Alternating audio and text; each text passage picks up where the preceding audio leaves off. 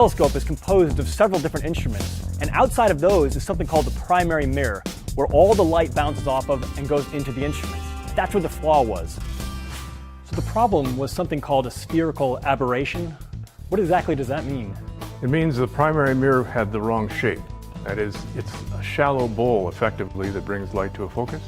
It's a little too shallow. It rendered the telescope fundamentally unfocusable. So it was a little bit out of tolerance on that primary mirror, and it was affecting all the instruments in the Hubble? All 5 scientific instruments on the Hubble depend on a sharp image. That's the whole point.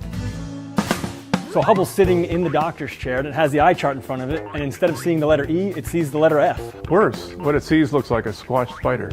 But it's way up in space and you can't get it back here, so how do you fix it? Well, if you're born with eyeballs that don't quite work, you don't go and buy new eyeballs, you buy a pair of glasses, and that's the approach that we took. The wide field and planetary camera, known as WIFPIC, relied on light from the primary mirror. The light from that primary mirror all comes down to a focus inside our camera on a mirror that looks just like this. And this is now an opportunity for us to correct the curvature, the shape of the primary mirror right here. We simply put the same error in, reversed, and corrected. The Hubble telescope was designed from the outset to be serviced every 3 years by astronauts. Andrews, you can take it away. The camera is designed to be replaced in space. That's the one thing that was really just waiting for us to take advantage of. Looks like it's in there. Yeah, mine's beautiful. Okay. So what was the outcome? At the Space Telescope Science Institute, way down in the basement, there were a bunch of us watching. And the first image, which was of a star, looked good.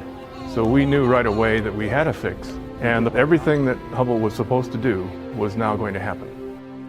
So I think I speak for everyone when I just say thanks to you and your team for all the hard work you put in fixing Hubble, because now we have these images really forever that we can appreciate.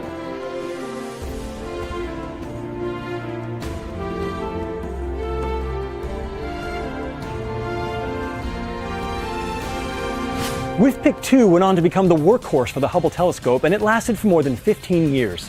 Well, now you guys can check it out at the National Air and Space Museum in Washington, D.C., and we'll see all of you on another episode of Crazy Engineering.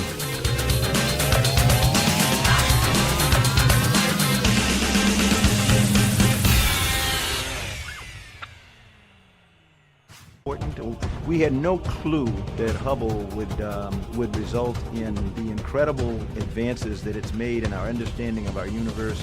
It's just the breadth of the scientific discoveries it's been able to make. Everything from the age of the universe, proving the existence of black holes, to discovering brand new things, like the universe is accelerating due to mysterious dark energy. Hubble has consistently taken us to places we've never been, visually, of course, and empowered us to answer questions that in a previous generation of telescopes we couldn't even pose. So I think what excites me is that it shows us the wonder of the universe, places we can't get to right now. From comets and asteroids to some of the most distant galaxies yet discovered, Hubble continues to revolutionize astronomy in our solar system and beyond. Hubble has changed the way we view our universe and ourselves.